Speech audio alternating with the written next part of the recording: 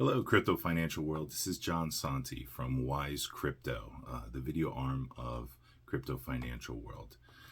So this morning I wanted to talk to you guys about a post that I made.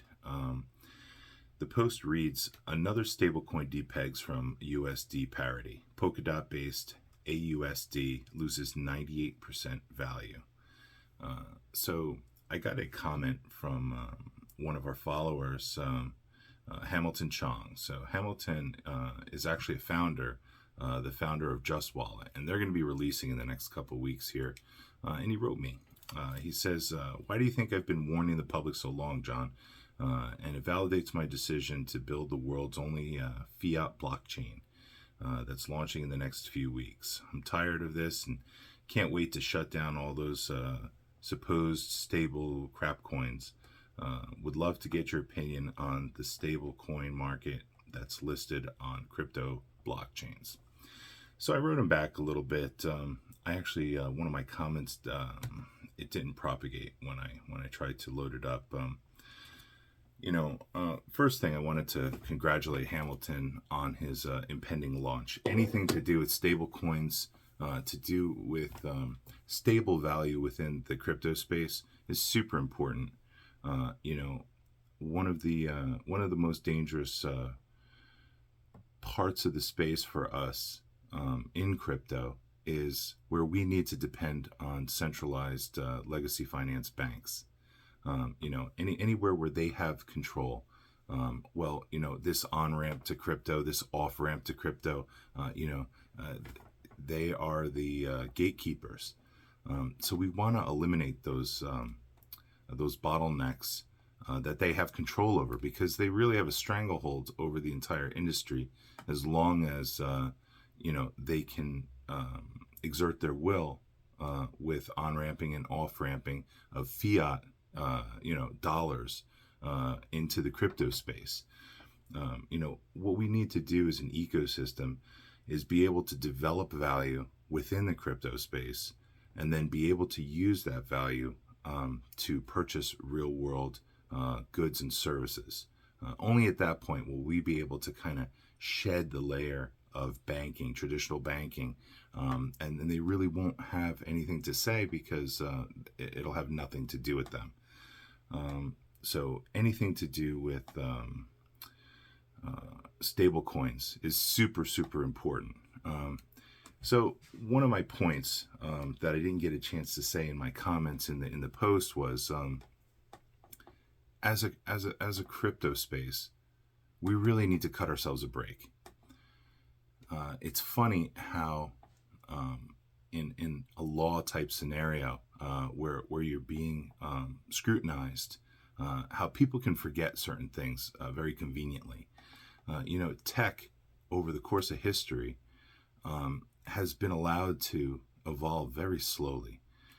And yet crypto, it seems like if it doesn't come out and work the first time, then it's garbage. We're going to throw away the whole industry. And I've never seen that before in any kind of tech, VHS versus beta, right? So VHS came out on top and beta died. And it was just understood. When they first came out with the laser discs were 12 inches wide. They cost like $1,000. The unit cost several $1,000s. That lasted like 3 months, and then it was gone. Then there was the standard DVDs that we know today, and they took off. No one says anything about the millions and millions of dollars that people invested back then, when $1,000 was like $5,000 today. It's understandable that some of the algorithms that are being used for stable coins have the potential to fail. As an instrument, they look great on paper.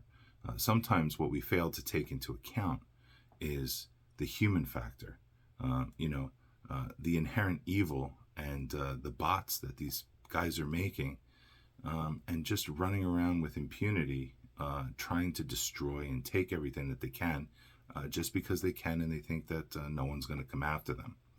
It's a bit of the Wild West, and it tends to bring out a little bit of the worst in some of the worst people. and it does hurt the space. You know, Terra Luna's fail, while it may have been inevitable, was certainly brought on by a series of very selfish events from a few or actually many people who saw Terra struggling and then jumped on its back and started shorting the position, you know, in the very space that they're trying to utilize and grow. It's just counterintuitive, you know, that people would do that. I've never really heard of anything so short-sighted. It's kind of like taking planks off your ship to sell the wood while you're at sea. That's basically what it equates to. And it doesn't make much sense to me. But the point is this. You know, the government, the SEC, would have you believe, you know, this is a super unsafe space. It's not. It's just a space that's in its infancy. You know, crypto is repairing itself almost in real time. And it's very important that we give ourselves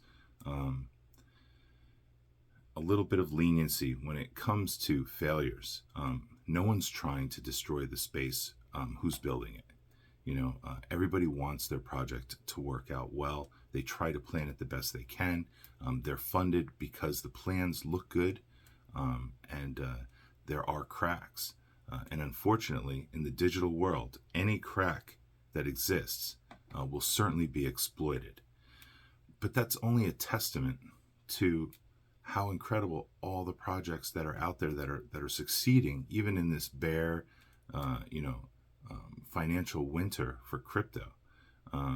You know, I think that that's a testament to all the technology that's out there, how solid it is.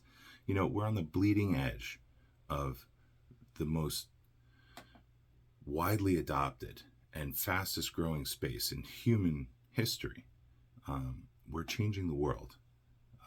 And even the largest organization that is tied to most financial organizations and runs more money than exists in the entire planet, BlackRock, has by kind of de facto approved crypto, or at least acknowledged its permanency in the space by offering its clients exposure.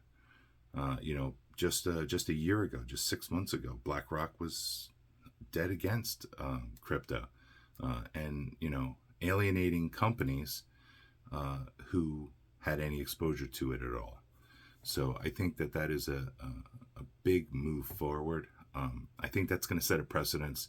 I think you can look forward to Fidelity starting to change its view and becoming more bullish on crypto.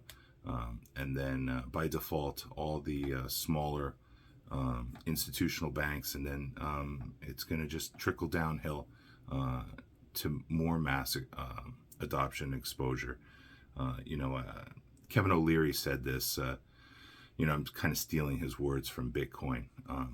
He suggested first to me that on stage that once Fidelity Bank started adopting crypto or having a pro-crypto stance, that all the smaller banks would follow suit. I had my doubts at the time, and I'm sorry, Kevin, for that. But I think he's absolutely right, though. So I just wanted to put this little video out there, and I hope you guys have a great day. Stay bullish. Be careful. The recession hasn't even really kicked in yet, and it's certainly not over. So while everything is going really well and we're seeing an uptick in crypto, there could certainly be a huge retracement. And the fact that it's going up suggests that the retracement could be pretty significant. So while it's great to buy crypto while it's still cheap and in an uptrend, just don't be fooled. It could really hit some bottoms, especially come October when the SEC is back in session and all that. It's going to be an issue. So, all right, guys, thank you so much for all the support. You guys have been great. We're going to try to come up with some way to financialize crypto financial world so it doesn't just come out of my pocket. I think my wife will be thrilled about getting some kind of income from this. But we do it because we love it. We want to educate you guys. You guys are already educated, much more educated than I am. But I have a lot of experience in this space, and I have a general knowledge on how macro events affect crypto. And I love to share that knowledge. I love your conversations. You guys keep my mind moving. So thank you so much, and be well. We'll talk to you in the next one.